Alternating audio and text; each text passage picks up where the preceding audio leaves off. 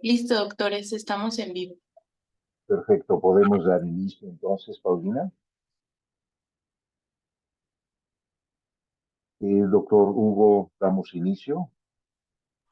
Muy bien, Voy a claro. proceder entonces. Muy buenos días tengan todas las personas que nos acompañan el día de hoy en esta sesión correspondiente al cuarto curso interdisciplinario de bioética, convocado por la Comisión Estatal de Bioética de Jalisco con el aval de la Comisión Nacional de Bioética y de diferentes instituciones académicas.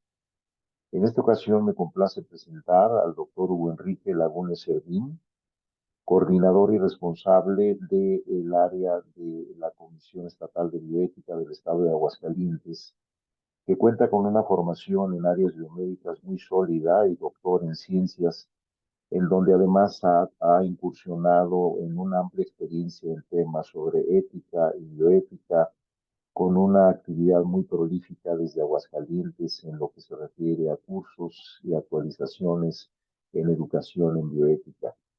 El tema que tratará el doctor Lagunes versará justamente sobre dos puntos de los ejes conductuales, que se trata de los derechos humanos, dígase los derechos fundamentales, y la ética y la bioética, puesto que prácticamente coexisten desde sus orígenes, tienen un vínculo indisoluble.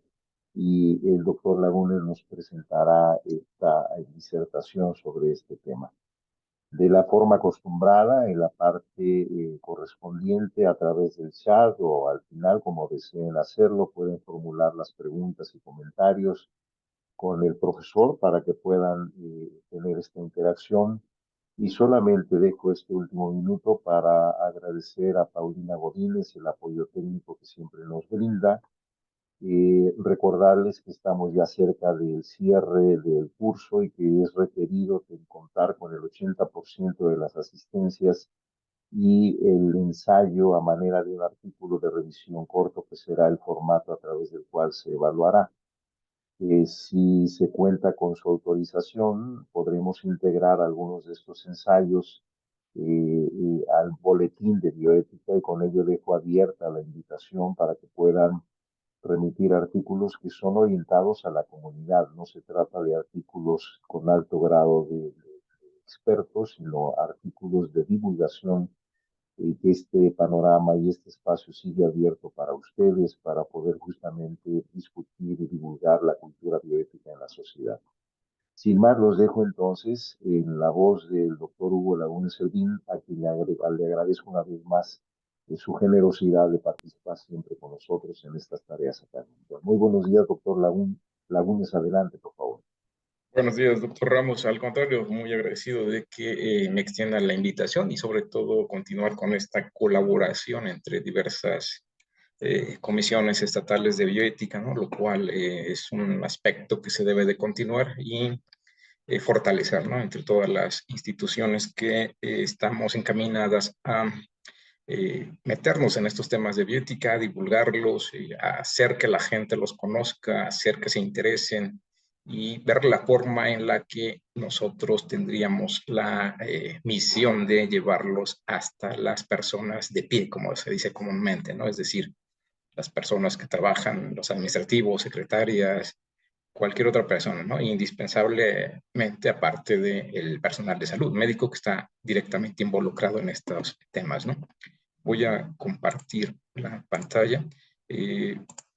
Después de este preámbulo, le agradezco la presentación al doctor Ramos. Yo me llamo Hugo y bien, vamos a ver un tema que se llama bioética y derechos humanos. Pensaba agregarle unas palabras que era estado del arte, sin embargo, creo que es algo mucho más amplio. Sin embargo, trataré de platicarles acerca de esto, ¿no? Partiendo de lo particular hacia lo general, ¿no? Primero a ver qué es esto de la bioética, ¿no? ¿Qué es la bioética? ¿Qué son los derechos humanos? Y posteriormente, ¿cuál es el estado del arte, ¿no? De una manera muy reducida, no abarcando tanto, sí abarcando otras áreas. Las personas que me conocen virtualmente quizás sepan que me gusta hacerlo de manera global, es decir, verlo aquí en México, qué pasa en otros países, en otras áreas. ¿Por qué? Porque el mundo es pequeño. O sea, ya no hay cuestiones de que están del otro lado del mundo, ¿no? O sea, uno puede conectarse, platicar con Eric Berg, que está en Camerún, platicar con Andrea, que está en Buenos Aires, platicar con Armando, que está en Madrid, ¿no? El mundo es pequeño, entonces yo generalmente trato de dar este enfoque, ¿no? Un enfoque global y perspectivas, es decir, que la gente sepa que lo que pasa aquí en México, ahorita nos han de acompañar otros países, es particularmente similar o parecido a lo que pasa en Perú, Guatemala, Madrid, ¿no? Y quitarse esa parte donde nos han hecho ver los medios que hay lugares superiores al donde uno está o donde uno vive, ¿no? Muchas veces no es así, solo eh, la contaminación racional que nos hacen, ¿no? Todos los medios. Bueno, iniciaré con esta parte, haciendo esta declaración, donde propongo aquí que las opiniones vertidas son exclusivas mías, es decir, no reflejan para nada la postura ni el pensamiento de la Comisión de Bioética de Aguascalientes o de la Secretaría de Salud de Aguascalientes, ¿no? Inicialmente haría esta parte, definir esto, ¿no? ¿Qué es la bioética, no? Vamos a empezar desde lo más sencillo, que son los derechos humanos, ¿no? Hay un autor que se llama Miguel Hugo Couto, es un doctor chileno. Él plantea esta definición, es la reflexión sobre los valores comprometidos en las intervenciones humanas sobre procesos vitales y naturales, ¿no? Es decir, una visión muy global que abarca muchos aspectos y, como dice al final, procesos vitales y naturales, es decir, engloba una gran cantidad de escenarios, ¿no? Por otra parte, son los derechos humanos, ¿no? Desde hace tiempo estamos medidos en esta parte de los derechos humanos. A lo largo del curso hemos visto diversas temáticas, ciudadanía, consentimiento informado, etcétera, que tienen que ver con estos aspectos de los derechos humanos, ¿no? Me gusta este tema porque abarca, sin duda, muchos temas que se dieron durante el curso y creo que es una parte para redondear este tema, ¿no? Bueno, en esta definición de Tealdi, él menciona que los derechos humanos son normas que tienen una aspiración universal, porque han podido justificarse en esa pretensión al incluir un reconocimiento suficientemente amplio de diversas morales particulares, como para alcanzar el compromiso jurídico internacional de una vasta mayoría de pueblos del mundo, representados por sus estados. Algo importante que comenta aquí, dice el compromiso jurídico internacional de una vasta mayoría de pueblos. Vamos a ver durante la charla que esto tiene sus bemoles también, ¿no? Es decir, muchos documentos que ustedes han escuchado, Belmont, la Declaración de Helsinki, tienen sus cuestiones oscuras, ¿no? Y vamos a verlo ahorita, ¿no? Porque dice aquí que no todos, sino que una vasta mayoría, ¿no? De los estados han aceptado estos documentos. Bueno, y vamos a ver esta relación, ¿por qué bioética y derechos humanos? ¿Qué tienen que ver o cómo es que se hace esta conjunción, no? Si ustedes revisan algunos artículos, mencionan eso, la I de bioética y derechos humanos, y le ponen ciertas bemoles. ¿Por qué? Porque a lo mejor el tema no se puede conjuntar, ¿no? La bioética con los derechos humanos, y porque de entrada hay autores que dicen que esto es muy distinto, muy diferente, que no se podrían llevar a cabo, ¿no? Hacer esta unión. Sin embargo, vamos a ver lo que comenta Tealdi al respecto. Él dice que la función de la bioética es dar una visión crítica y de fundamentación en el campo ético normativo, es decir, ya bajo ciertas reglas.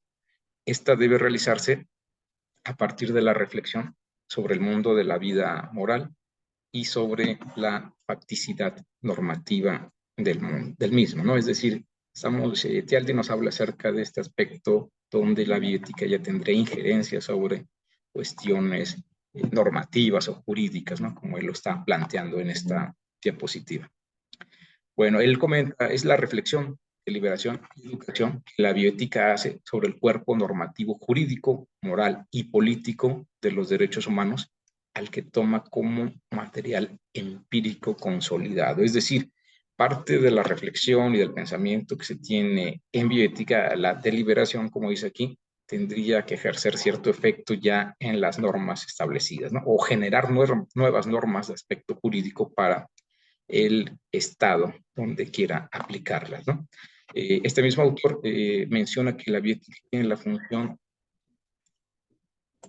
de fundamentar normas éticas que permitan la interacción cooperativa entre individuos y comunidades con morales particulares, ¿no? Este enunciado dice algo importante, ¿no? Porque en este continente, en América, solo Colombia, hablando de América Latina, tiene regularizada o normativamente establecida la eutanasia, ¿no? Es decir, hay comunidades con morales particulares, ¿no? En otros estados no ocurre esto. ¿Por qué? Porque no se ha llegado a cierta maduración en el pensamiento principalmente de los legisladores, los cuales podrían hacer esta legislación, ¿no? Si lo comparamos con otros países, por ejemplo Holanda, donde esto ya tiene mucho tiempo que se lleva a cabo y que ya está legislado, pues nos habla acerca de esto, ¿no? Que comenta Teali, donde, le reitero, dice, permite la interacción cooperativa entre individuos y comunidades con morales particulares, se refiere a esta parte, ¿no? Que puede ser distinta a ciertos aspectos morales en México, Guatemala, en Argentina, etcétera, ¿no?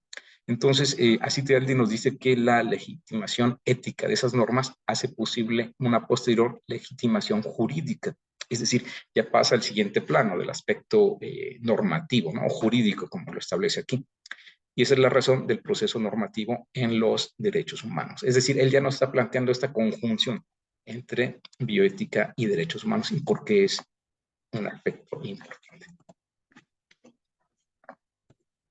Bueno, continuando con este autor, Caldi menciona que la bioética en su pretensión de crítica y reflexión está obligada a tratar con los derechos humanos porque estos resultan ser el material normativo de mayor universalidad en la moral del mundo actual. Y desde otro punto de vista son los derechos, las legislaciones, lo que en realidad genera cierto comportamiento, ¿no? Es decir, nos plantea aquí que la bioética por sí sola no podría hacer nada, ¿no? Tendría que conjuntarse con los derechos humanos, es decir, un aspecto jurídico para llevar a cabo esta función de que sea algo obligatorio. Bueno, hay diversos autores, por ejemplo, Lecaros, que plantean en este punto de la conjunción entre bioética y derechos humanos puede haber dos fuentes de bioderecho, ¿no? En inglés le dicen soft law, que es la parte de arriba, es decir, leyes suaves, que son recomendaciones de organismos en materia de investigación o declaraciones de derechos humanos sobre bioética, es decir, son documentos no vinculantes, es decir, no tienen un aspecto jurídico de peso.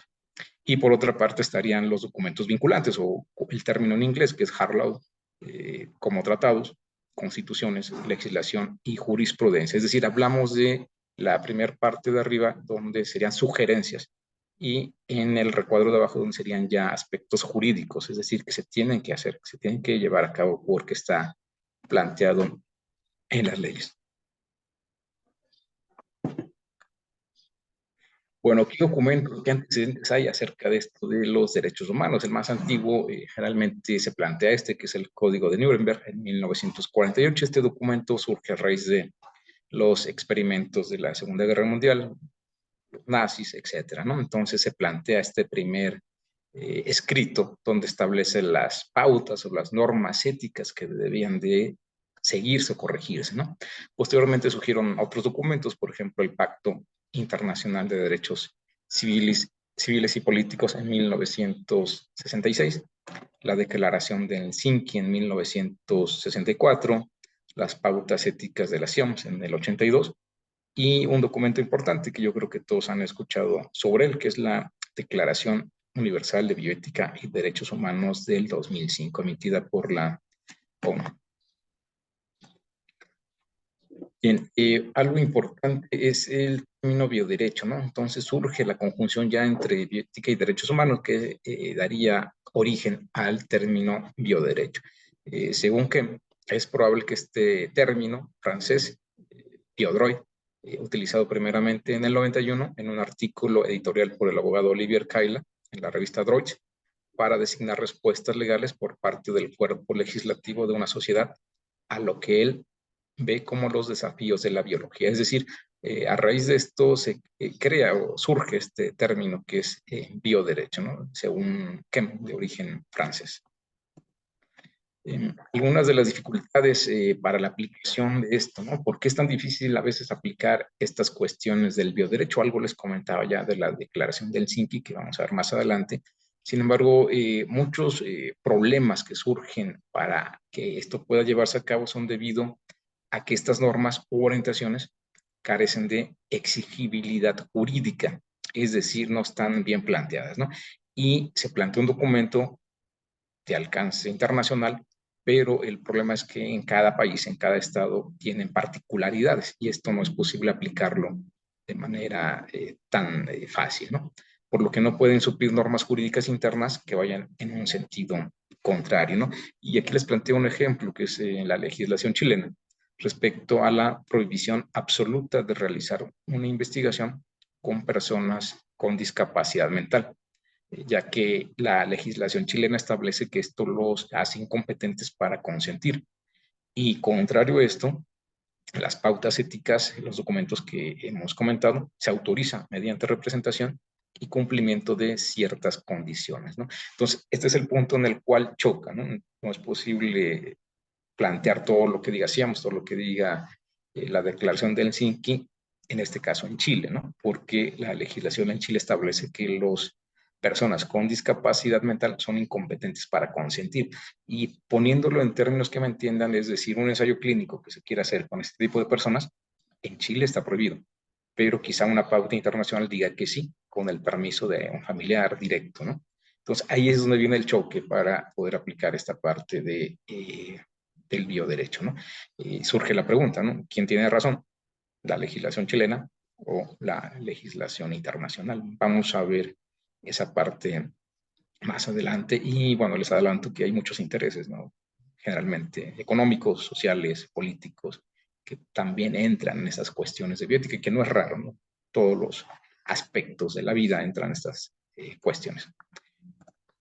Bueno, otro aspecto para dilucidar el problema, ¿no? De la aplicación de la legislación internacional en cada estado, particularmente en cada país, son los diversos y profundos cambios que no han generado consenso ético internacional. Y aquí entraríamos el ejemplo de la Declaración de Helsinki, ¿no? Les he comentado algo, aquí menciona que la aplicación a nivel nacional resulta problemática y vamos a ver por qué, ¿no? Bueno, al final del siglo pasado empezaron a surgir constantes presiones para cambios desmesurados, tanto en la estructura como en el contenido de la Declaración de Helsinki. Estas presiones fueron promovidas especialmente por empresas farmacéuticas y estaban pensando en eso, pues sí, tiene ese origen, con fuertes intereses económicos y por Estados Unidos, con sus institutos nacionales de salud, ¿no? ¿Cuál era la intención o el objetivo? Era sacar provecho unilateral de la situación económico, geopolítico, social, etcétera, ¿no? Bueno, entonces, continuando con esta declaración, ¿cuál fue el problema aquí? Bueno, el problema es que a partir de entonces dejó de ser un documento genuinamente técnico-científico para transformarse en un instrumento político internacional, dirigido a la obtención de ventajas, ganancias y lucros para algunos sectores. Si recuerdan, este documento en particular, la Declaración de Helsinki, ha tenido varias enmiendas en diferentes años, ¿no? Es decir, ha habido muchas modificaciones. Uno pensaría que para mejorar, pero vamos a verlo más adelante, ¿no? Entonces, retomando este tema, este es uno de los puntos en los cuales dificulta que se aplique este tipo de legislaciones en los países, ¿no? Es decir, son una de las trabas que pudieran entrar en las cuestiones de bioética y derechos humanos, tomando en cuenta que esto va dirigido hacia un bien mayor, ¿no? Si esto no es así, también habría que tomarlo en cuenta. Bueno, a pesar de ello, he continuado con la aplicación del bioderecho en diferentes casos, muchos de los cuales se han abordado con los pocos elementos que se dispone en ese momento.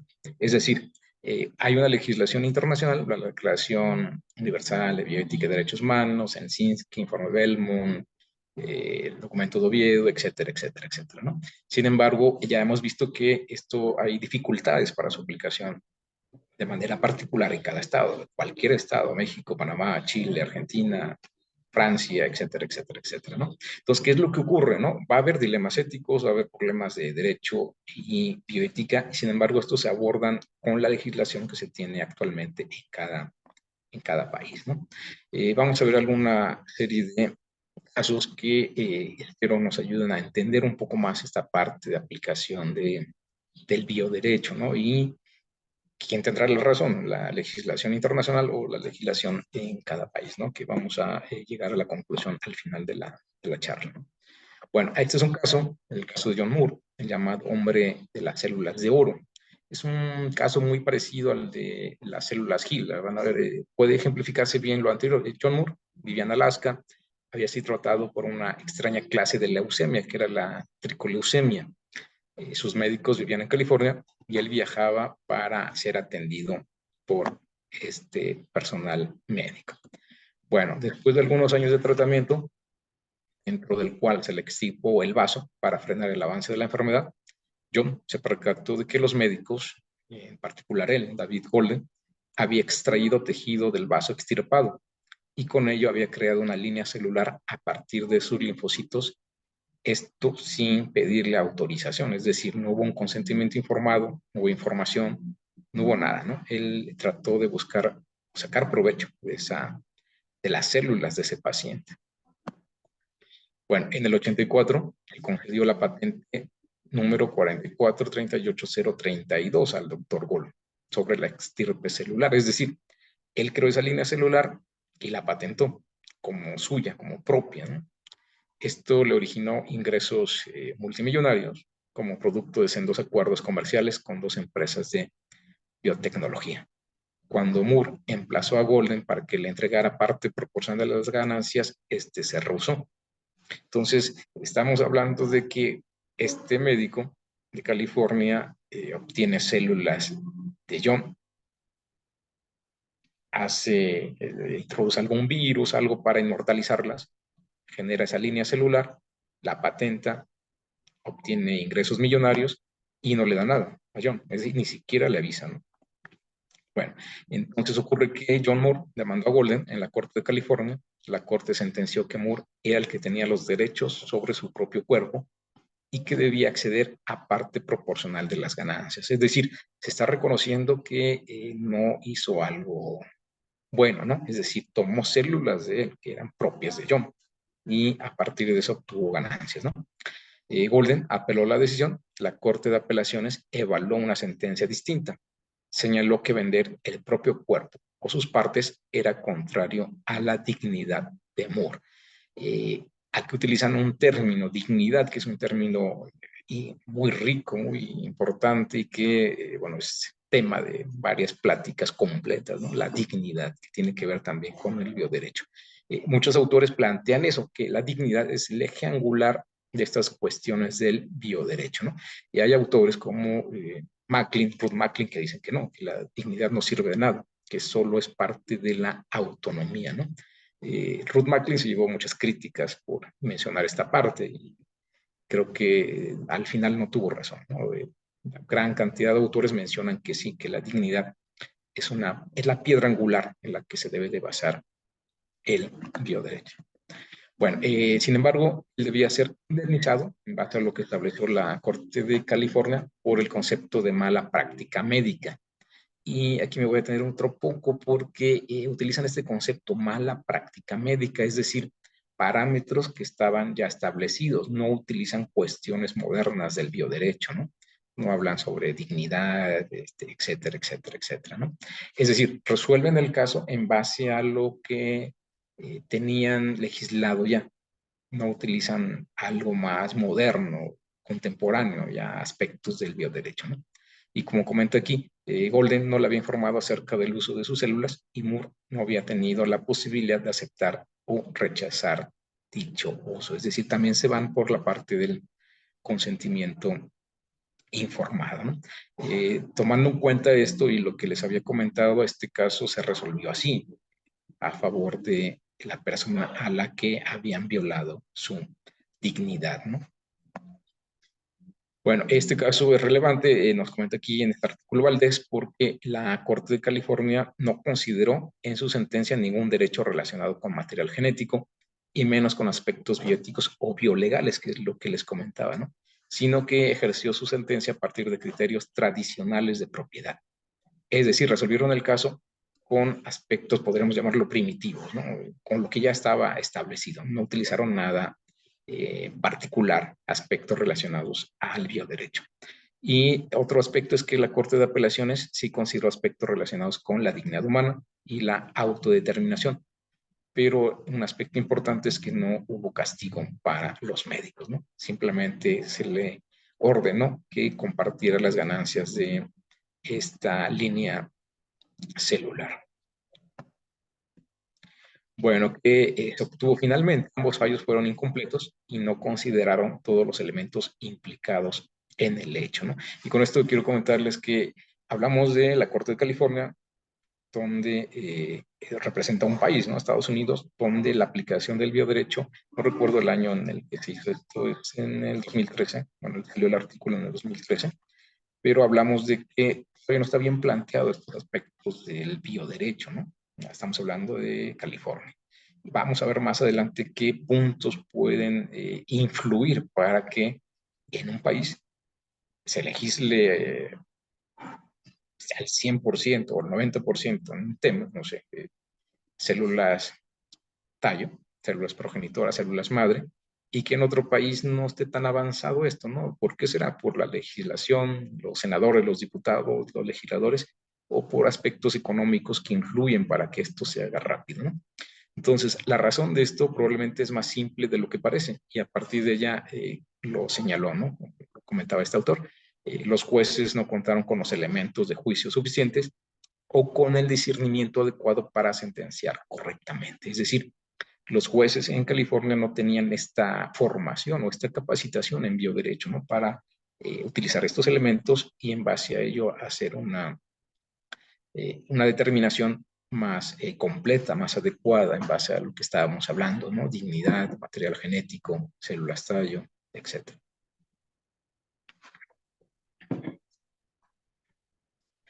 Bien, hablamos ya en varios diapositivas del término dignidad. Yo les decía que es un tema muy complicado, muy complejo, muy diverso, ¿no? Entonces, la dignidad humana hace referencia al respeto incondicionado que merece todo individuo en razón de su mera condición humana, es decir, independientemente de cualquier característica o aptitud particular que pudiera poseer, ¿no? En resumen, una persona tiene dignidad independientemente de que el color de su piel, del idioma que habla, de la religión que tenga, ¿no? Es una persona. Para entender mejor este concepto, así como lo plantea, él lo plantea así, dice, la dignidad es algo que se ubica por encima de todo precio y por lo tanto no admite nada equivalente. Y él plantea esta analogía, dice, mientras las cosas tienen precio, las personas tienen dignidad, ¿no? Estableciendo esta similitud, ¿no? El precio contra la dignidad como un valor, como un parámetro para establecer y entender la comparación. Bueno, en derecho internacional hay un aspecto importante que no brinda una definición precisa de esto, del término dignidad, sino que se limita a afirmar que ella es intrínseca o inherente, es decir, que una persona, por ser persona, ya tiene dignidad, es intrínseca a todos los miembros de la familia humana. Y esto lo vemos en este documento que es muy conocido, que es la Declaración Universal de Derechos Humanos de la ONU en el 1948, ¿no? Entonces, este es otro aspecto importante, que estos documentos no plantean, no definen con claridad el término de dignidad, algo que en derecho o en cuestiones jurídicas es muy importante, es trascendente establecer definiciones, definir qué o qué, para qué sirve o qué no sirve. Generalmente, no sé en otros países, pero se dice que lo que no está prohibido está permitido. Algo así me refiero, ¿no? Es decir, ¿cómo vas a entender dignidad si no la defines? ¿O qué es la dignidad? Bueno, estos son algunos ejemplos de la legislación o aspectos jurídicos que se han establecido en derecho y aspectos de bioética en diferentes países. Por ejemplo, en Ecuador Se ha establecido un límite a la aplicación y utilización indebida de material genético humano. En Portugal y Ucrania está establecida la garantía de identidad genética frente al desarrollo, creación y uso de tecnologías, así como en la experimentación científica. Hay diversos países, no les voy a leer toda la tabla, pero pueden ver cuestiones importantes, por ejemplo, en Buenos Aires y Santa Cruz, Argentina, y en respecto a las generaciones futuras. En Brasil, Ecuador, menciona que hay un aspecto ya contemplado para la preservación de la integridad del patrimonio genético del país, ¿no? Entonces, esta tabla de Bernal, que la sacó en el 2015 en su artículo, nos plantea que diversos países ya tienen cierto aspecto contemplado en algunas regulaciones que tienen que ver con cuestiones genéticas y de bioética, ¿no? En la línea 3 menciona Armenia, Bielorrusia, Croacia, Zimbabue, Lituania, etcétera. Ellos han establecido una prohibición a los experimentos médicos o científicos sin consentimiento de la persona, ¿no? Entonces, esta tabla nos indica que diversos países ya tienen cierta regulación en ese aspecto, ¿no? Y como les comentaba anteriormente, a lo mejor esta choca con los documentos o las declaraciones no vinculantes o vinculantes que establecen organismos internacionales, ¿no? Vamos a ver más adelante en qué puntos pueden chocar, ¿no? O por qué es tan diversa o dispersa la regulación en este sentido. Bueno, este es un ejemplo, es de Colombia. Colombia es un ejemplo importante y este ejemplo es para llegar a ese ejemplo. Bueno, esto ocurrió con Ovidio González, un hombre de 79 años, quien padecía cáncer de boca, perdió parte de su rostro debido a este padecimiento y él solicitó la eutanasia. Esto ocurrió en el 2015. Él creía que su estado era de indignidad, es decir, hablábamos de dignidad, ¿no? Y ahorita él plantea que esto ya era indigno, una vida indigna. Según él, dejó de ser un bien, se refería a su vida. Su vida ya no era lo que él quería, ya era algo indigno seguir con vida. Continuando con esto, él se observaba en Colombia que la legalidad de su pretensión estaba identificada en el contexto de la despenalización de la muerte asistida de la Corte Constitucional y el Ministerio de Salud y Protección Social reglamentó su forma en marzo del 2015. Es decir, ya había regulación en Colombia en ese año para aceptar lo que Ovidio González estaba pidiendo, ¿no?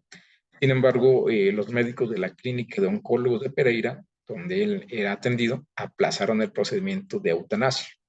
Ellos dijeron que no se trataba de una enfermedad terminal. Y ese punto detuvo la solicitud de Ovidio, porque ese era un requisito para solicitar la eutanasia bajo la legislación establecida en Colombia en ese año 2015. El caso se hizo público. Los hijos del señor Ovidio expresaron ante los medios de comunicación que la solicitud de su padre era legal y legítima, y al invocar a partes de la sentencia de la Corte Constitucional. Es decir, la propia familia del señor Ovidio ya había entendido, había sufrido lo suficiente como para apoyar la solicitud de su padre, de que quería, ya no quería vivir, ya era una vida indigna, había perdido parte de la cara, del rostro, para continuar viviendo así. Esto repercutía en todo su aspecto, ¿no? En la alimentación, etcétera, etcétera, etcétera. Bueno, ellos plantearon que el derecho a la vida no puede reducirse a una mera subsistencia, que era lo que estaba ya ocurriendo con el señor Ovidio. Nada tan cruel como obligar a una persona a sobrevivir en medio de padecimientos oprobiosos, en nombre de creencias ajenas. Es decir, porque una persona tiene que mantenerse con vida cuando él sufre todos los días, solo para estar bien con personas que no padecen esa enfermedad y que creen que no debe de solicitar la eutanasia, ¿no? La Corte estimó que los colombianos tenían el derecho de decidir hasta cuándo la vida es deseable y compatible con la dignidad humana. Vuelve este término de dignidad humana, ¿no? Así, la petición de Ovidio y sus familiares se hizo válida en el contexto de la exigencia de la Corte Constitucional al Ministerio de Salud y Protección Social para que expidiera un decreto que obligó a los hospitales del país a reglamentar un comité que revisara las solicitudes de eutanasia. Es decir, cuando se solicita la eutanasia, no es que ya se la den, se entra a una revisión, ¿no? par de médicos revisan el caso, analizan, ven si esto en verdad ya no hay, no sé, una cura, una solución a ese problema, y entonces es cuando ya se lleva a cabo el procedimiento de eutanasia, ¿no? También hubo, como comenta aquí en la diapositiva, se aseguran que el paciente reciba cuidados paliativos y se determina el estado terminal de su enfermedad para resolver su situación en un máximo de 10 días calendario. Es decir, ya la legislación en Colombia establece los aspectos que se deben de cumplir para que pueda proceder una solicitud de eutanasia. No es que cualquier persona pueda solicitarlo. Bueno, con el cumplimiento de la petición del señor Ovidio, la legislación colombiana aseguró que la libertad y la autonomía de los seres humanos son la principal fuente de dignidad, ¿no? Les voy a repetir esta parte. La libertad y la autonomía de los seres humanos son la principal fuente de dignidad. Así, el Estado respetó las decisiones individuales, expresando las opiniones de quienes aseguran que la prolongación de la vida a toda costa por métodos artificiales es una visión equivocada de los fines de la medicina, pues mantener con vida a alguien en contra de su voluntad es una indignidad. Bueno, esto fue en Colombia. Vamos a pasar a algunos aspectos que encontré en este escrito de Ingrid Sesma. Estos temas también abordados en el bioderecho. Esto aterriza en México. Bueno, en cuanto al tema de genoma humano, la Ley General de Salud garantiza la no discriminación motivada por caracteres genéticos, el consentimiento informado de las personas y la salvaguarda de su privacidad. Asimismo, contempla la confidencialidad de datos genéticos de todo grupo o individuo, ¿no? Respeto a derechos humanos, libertad y dignidad del individuo o la persona. Sin embargo, un punto importante aquí en la legislación de la Ley General de Salud, hablamos de México en el tema de genoma humano, es que no es suficiente para la regulación en la investigación en humanos. Faltan más parámetros que puedan definir bien lo que se puede hacer o que no se puede hacer. Bueno, en relación a la manipulación genética, hay un aspecto que es el Código Penal del Distrito Federal, el Código 202 del año 2002, donde establece que la manipulación genética es sancionada cuando persiga una finalidad distinta a la eliminación o disminución de enfermedades graves o taras, que manipulen genes humanos de manera que alteren el genotipo, se fecunden óvulos humanos con cualquier fin distinto al de la procreación humana y se creen seres humanos por clonación o realicen procedimientos de ingeniería genética con fines ilícitos. Sin embargo, un aspecto a tomar en cuenta aquí, un área de oportunidad, es que no prohíbe las técnicas ni la experimentación científica, sino solo aquellas prácticas que puedan afectar bienes jurídicos considerados de gran importancia para la humanidad. Es decir, hay un área de oportunidad en este tema de manipulación genética, ¿no? En relación a células troncales, no existe en la actualidad una legislación sobre la investigación de células troncales. Había una propuesta que es la NOM 260 del año 2015, sin embargo parece que sigue en revisión. Yo al menos encontré que no había surgido ya de manera formal, ¿no? O había sido publicada. Entonces se refiere a la donación altruista de placenta y sangre de cordón umbilical para obtener de ella células troncales o progenitoras para usos terapéuticos o de investigación. Y el aspecto a contemplar es este, ¿no? Que esta NOM parece que sigue en revisión. En relación a las pruebas genéticas para determinar la afiliación, hay cierta regulación. Está el Código Civil para el Distrito Federal, en el artículo 382, donde establece que se admite la presunción, es decir, si el presunto progenitor se niega o progenitora se niega a proporcionar la muestra necesaria, generalmente es muestra de saliva, se presumirá, salvo prueba en contrario, que es la madre o el padre. Entonces, si el papá no quiere dar su ADN para establecer si es el hijo de él, pues la ley dice que si se niega, lo está aceptando, ¿no? A menos que presente pruebas de que no lo es. En relación a la fertilización asistida, hay este aspecto de regulación. La inseminación artificial está regulada por la Ley General de Salud. por el Reglamento General de Salud en materia de investigación para la salud y por el Reglamento sobre trasplante de órganos y tejidos, ¿no? Un aspecto aquí a tomar en cuenta es que la regulación es mínima y no contempla, al menos en algunos estados aquí en México, una legislación sobre maternidad subrogada, ¿no? Hay estados donde sí se tiene un avance más importante, ¿no? Campeche, que ahí ha habido diversos casos que han orillado a que se legisle en esta materia. Bueno, otro caso en particular para tratar de entender esta parte del bioderecho y cómo puede aterrizar los diferentes dilemas que pudieran ocurrir, es el 4 de agosto del 2011, una pareja del mismo género se presentó ante la Oficialía de Partes del Registro Civil de la ciudad de Oaxaca, o Oaxaca de Juárez, como es el nombre oficial. ¿Qué hicieron ellos? Ellos querían, o ellas, no recuerdo, querían casarse, ¿no? Pero eran personas del mismo género, es decir, del mismo sexo. Esto fue negado por la primera oficial de registro civil con el argumento de que existía una imposibilidad legal para satisfacer esa petición.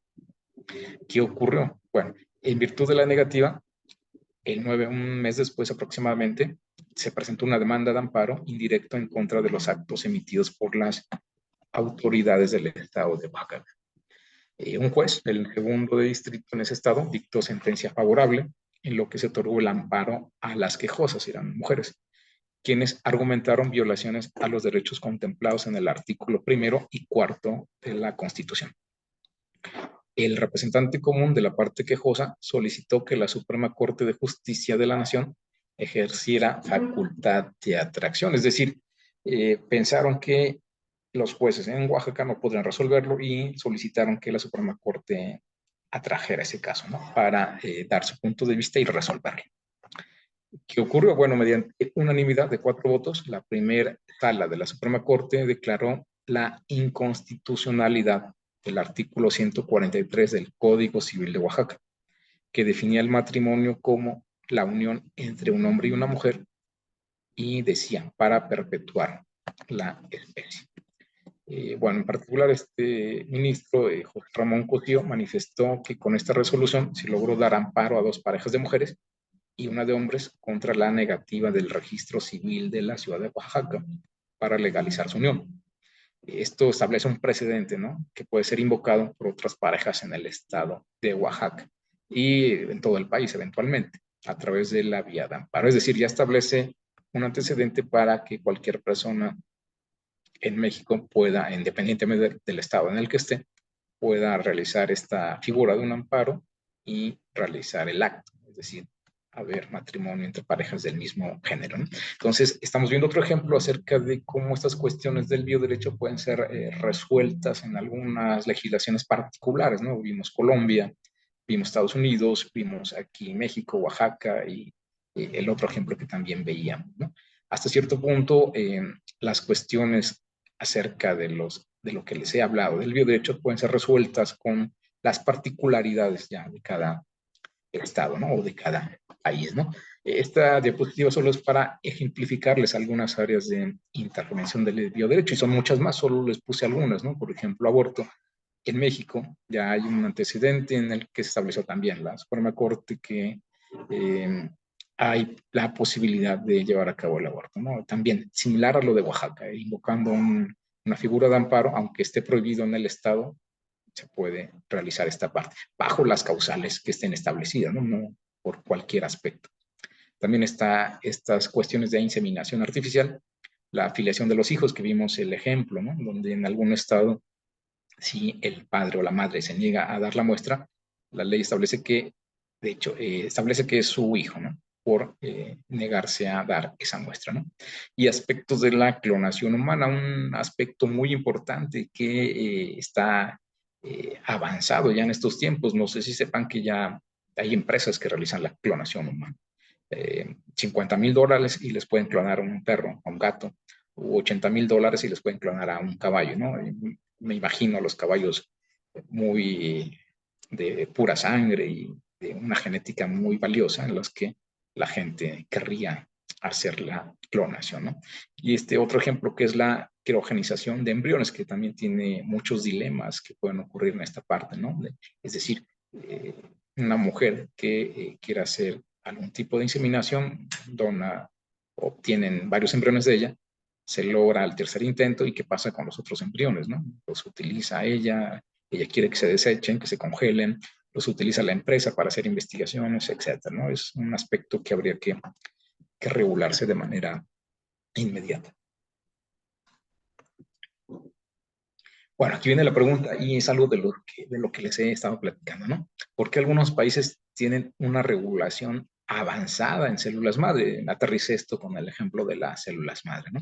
¿Por qué será? ¿Por qué otros países no tienen esto, no? Y aquí planteo algunas opciones, ¿no? Quizá pueda ser debido a un desarrollo mayor, quizá debido a un nivel avanzado del bioderecho, quizá debido a una maduración y formación y capacitación de los legisladores en los parlamentos, en la Cámara de Diputados, senadores de ese país, o debido a una mayor participación de su población. ¿Cuál será la respuesta? Probablemente todas estas, ¿no? Sin embargo, yo encontré esta información que habla acerca del desarrollo de las células madre. La fuente es el Instituto Nacional de Salud estadounidense en el 2021, ¿no? ¿Cuál sería el desarrollo en el 2021? 2.19. Hablamos de billones de dólares. ¿Cuál sería o cuál fue el desarrollo en el 2022? 2.28 billones de dólares. Hablamos de cantidades increíblemente grandes, ¿no? Hablamos de empresas, hablamos de intereses económicos, ¿no? Hablamos también de familias que desearían que esto continuara, que con el desarrollo de algún prototipo o aspecto de células tallo pudiera curar la leucemia, pudieran curar alguna enfermedad degenerativa, etcétera, etcétera, ¿no? Entonces, este es un aspecto importante, lo están viendo aquí en las gráficas, ¿no? 2.28 billones de dólares en el año 2022, estamos en el 2023. También encontré esta información acerca de Mordor Intelligence, es una empresa que hizo una prospección acerca del mercado de fabricación o producción de células tallo. Aquí pueden ver la talla del mercado en el 2023 y en el 2028, ¿no? Se menciona un crecimiento del 12.97%. Entonces, hablamos de que este es un mercado en crecimiento que puede inducir una mayor legislación en algunos países, ¿no? Debido a esto. O sea, hablamos de cuestiones económicas.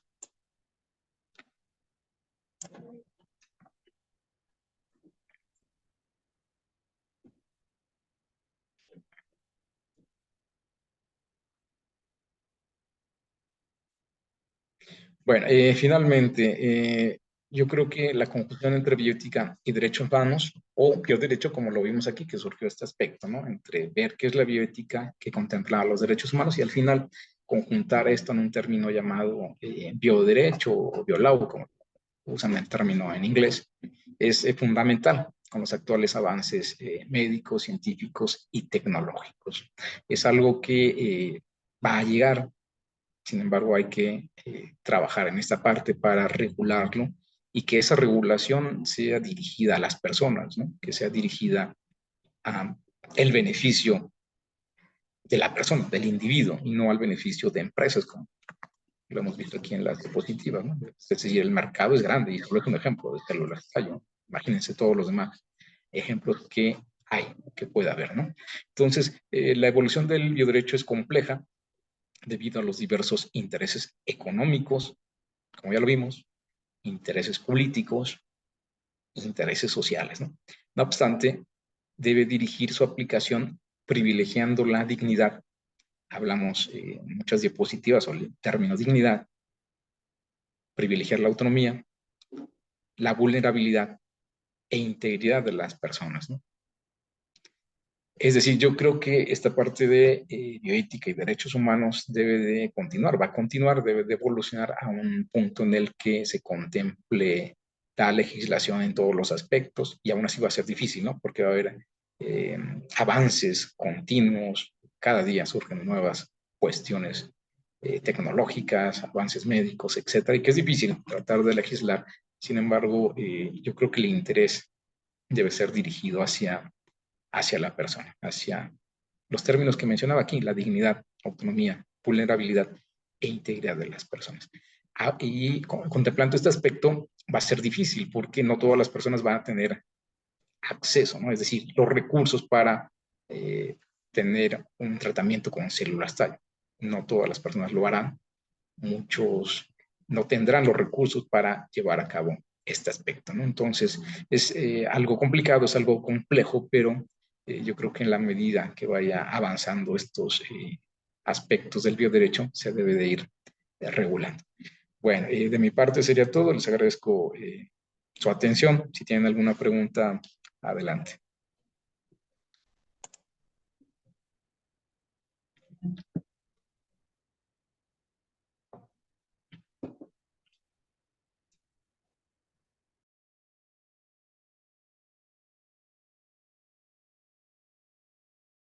No, doctor, por el momento no hay preguntas, solamente agradecimientos.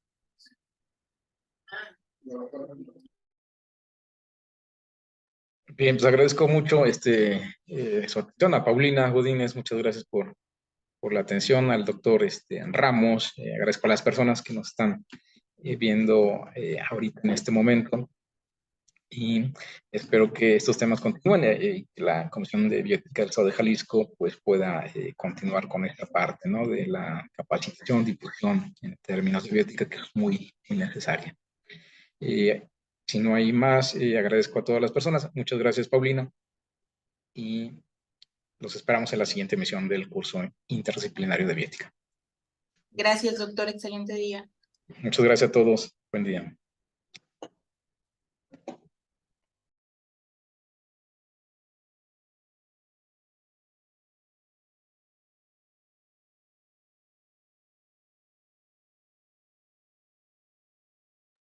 Listo, doctor. Ya dejamos de transmitir en vivo. Muy bien, muchas gracias, Paulina. Qué agrado estar con usted. Esperemos algún día vernos por allá. Claro que sí, doctor. Bonito día. Nos vemos. Está muy bien. Gracias. Saludos, doctor Ramos. Hasta luego. Gracias por la invitación.